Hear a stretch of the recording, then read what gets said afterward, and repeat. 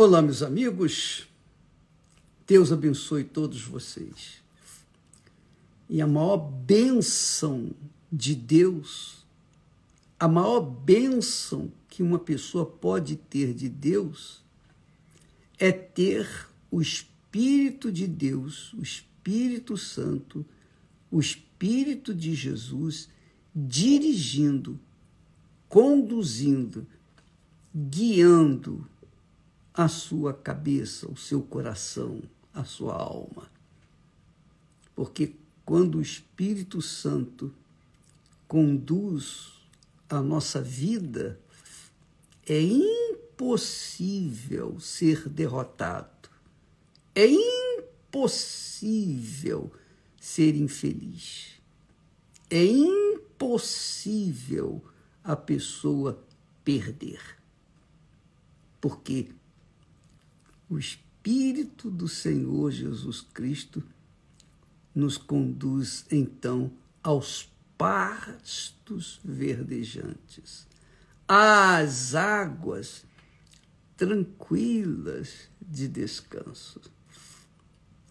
Então, quando uma pessoa recebe a direção do Espírito Santo, pronto, ela é abençoada. Ela já é a própria bênção.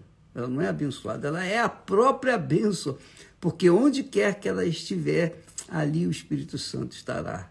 E onde ela estiver, ela será uma fonte. Ainda falando sobre o coração, que é a alma, que é o segredo de você ter uma vida diferenciada, uma vida de qualidade, é você ter um coração sábio. Para ter esse coração sábio, você tem que, sobre todas as coisas, guardá-lo. É o que diz o texto sagrado, sobre tudo que se deve guardar. Tudo, sobre tudo, guarda o teu coração. E é isso que Deus nos ensina para que a gente possa ter uma vida de qualidade. Mas veja só, minha amiga e meu caro amigo, presta atenção. A igreja primitiva, logo depois que Jesus ressuscitou, apareceu para os discípulos e ascendeu aos céus, subiu aos céus, ele enviou o Espírito Santo. O Espírito Santo veio e encheu aqueles cristãos que haviam se entregado, que haviam se ofertado no altar de Deus, que haviam se ofertado para Jesus. Assim como Jesus se ofertou para eles, agora eles estavam se ofertando 100% para Jesus. Então, por causa disso, o Espírito Santo veio sobre todos os que estavam ali reunidos, todos os que criam no Senhor Jesus. E por causa dessa crença, eles eram tão felizes, que eles já não valorizavam mais nada deste mundo. Eles já não davam valor a nada desse mundo. Então, diz o texto sagrado que o coração daqueles que se entregaram a Jesus era um e a alma. O coração era um, o coração e a alma. Coração e alma, um, único. Era um o coração e a alma da multidão dos que criam.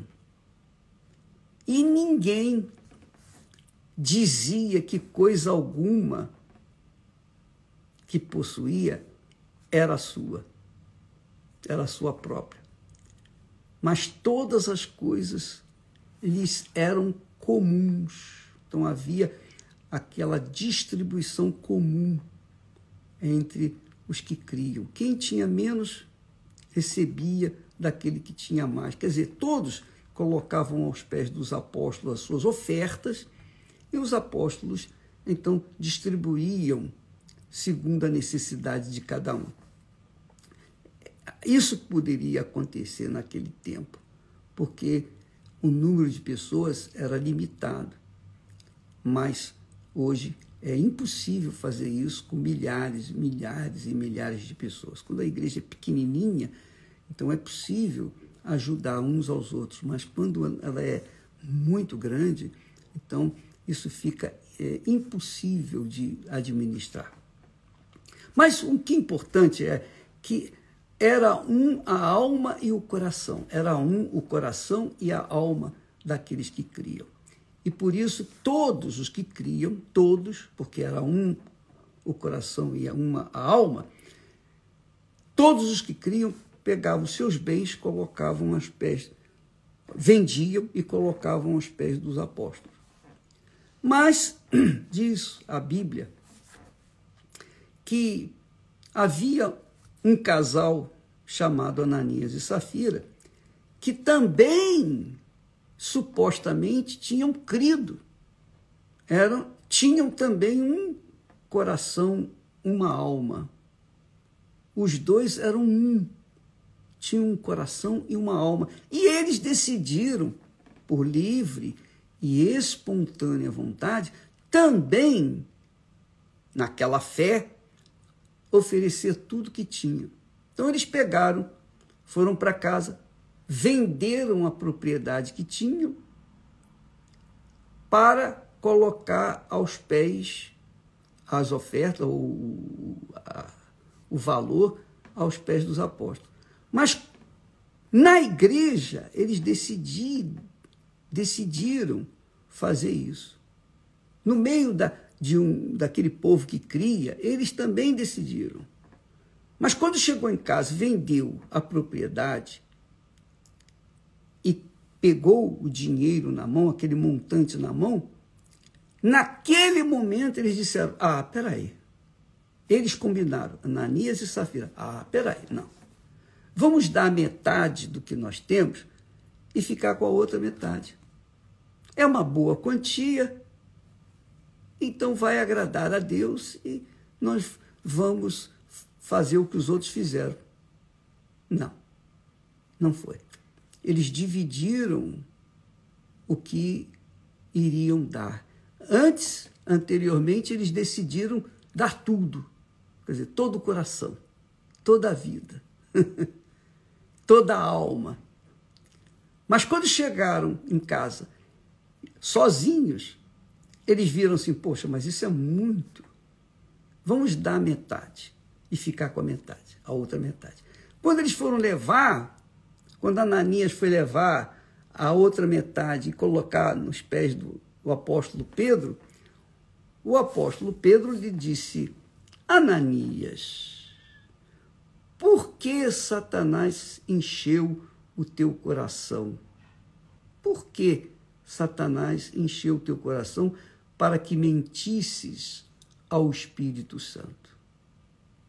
Por que Satanás encheu o coração de Ananias e Safira? Porque eles haviam se dividido. Eles haviam dividido o que havia dentro do coração deles.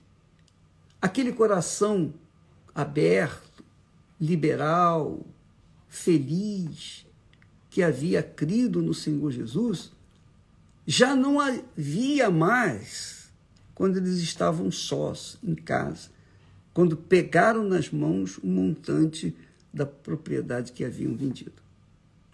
Eles resolveram dividir.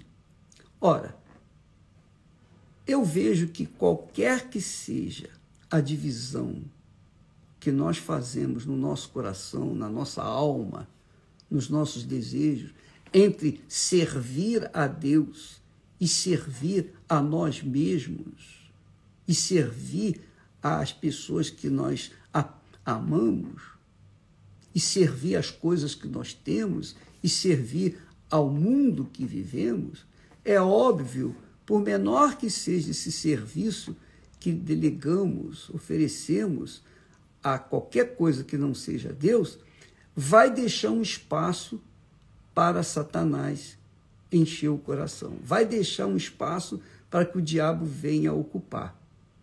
E foi isso que aconteceu com Ananias e Safira.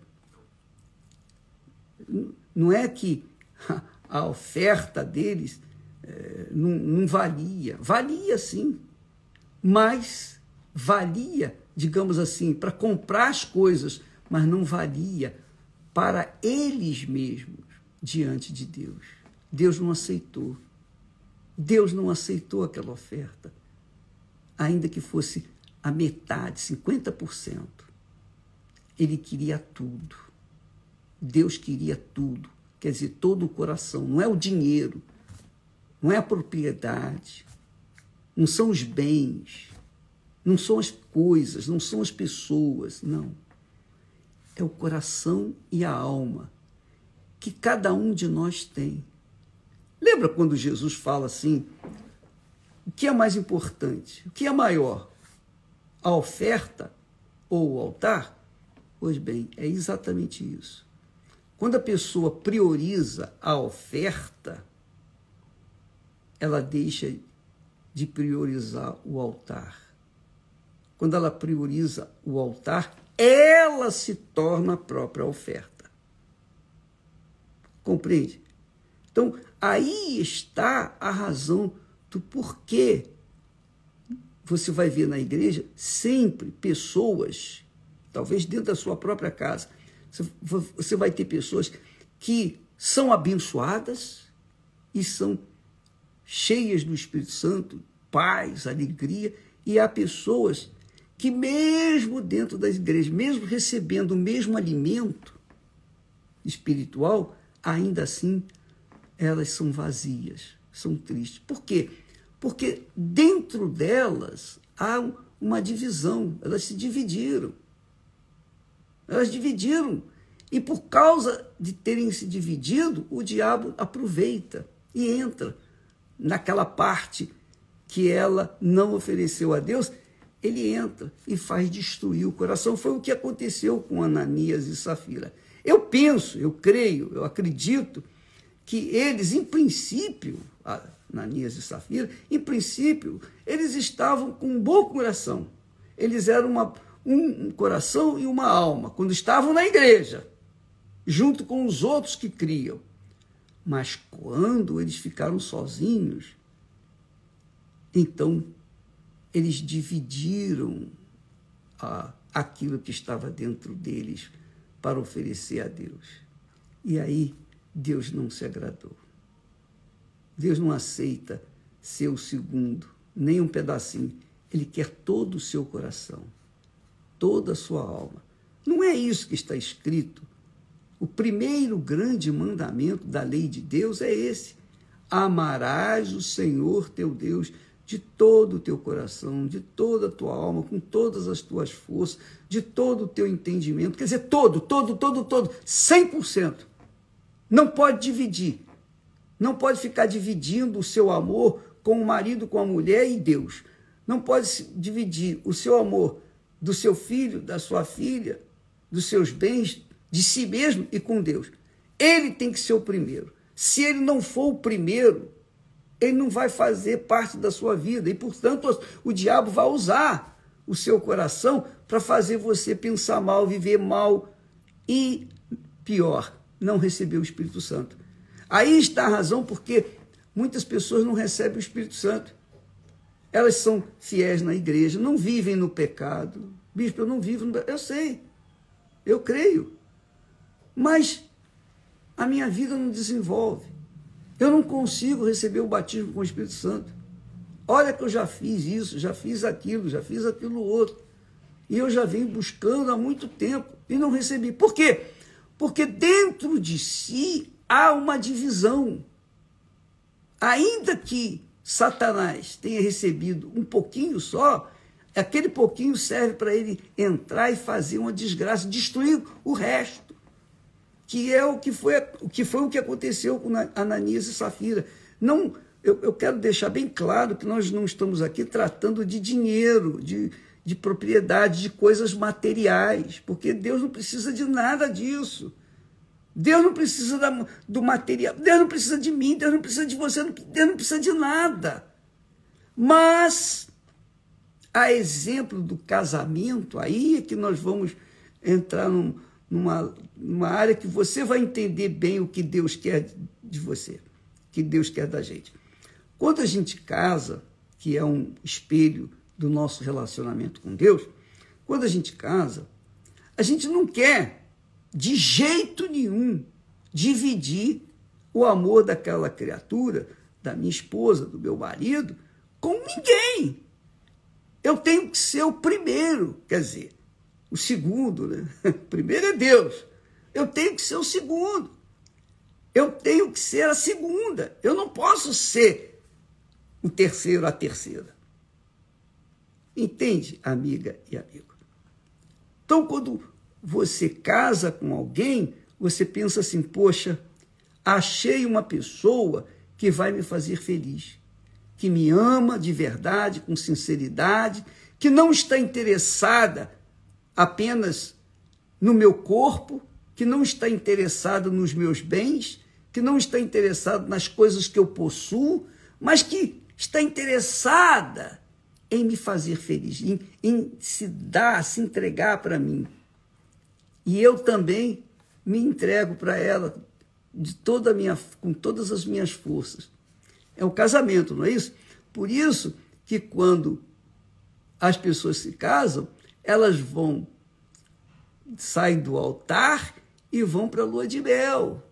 Elas fazem o juramento no altar e, em seguida, elas vão colocar em prática o que elas espiritualmente, teoricamente, fizeram no altar. Entregaram suas vidas. Aí elas vão para a lua de mel. Na lua de mel, elas vão se entregar, vão se desnudar, vão ficar completamente nuas, totalmente entregues.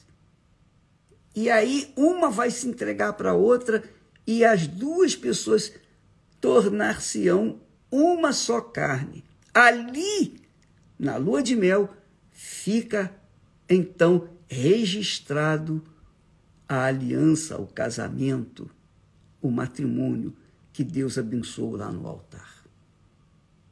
Ora, você que está me assistindo nesse momento, você aceitaria, por exemplo, que o seu marido ou que a sua esposa dividisse o seu amor com a sua mãe, com o seu pai, com os filhos ou com quem quer que seja?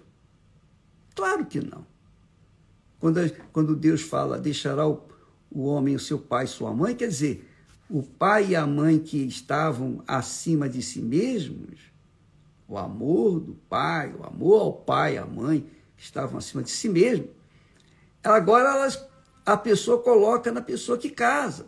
Foi o que aconteceu com Esther e eu. Quando nos casamos, então ela deixou o amor da sua mãe, do seu pai, de seus familiares, em segundo plano. Eu passei a ser o primeiro, ou melhor, o segundo. E ela passou também a ser a segunda na minha vida. Porque primeiro é Deus, Ele está sempre primeiro. Ele que nos deu um para o outro. Ele que tem que dirigir a nossa vida, Ele que tem que ser receber a nossa vida, o nosso amor, o primeiro amor. Então nós amamos a Deus de todo o coração, com todas as nossas forças, de toda a nossa alma. Isso é o primeiro. Ele é o primeiro.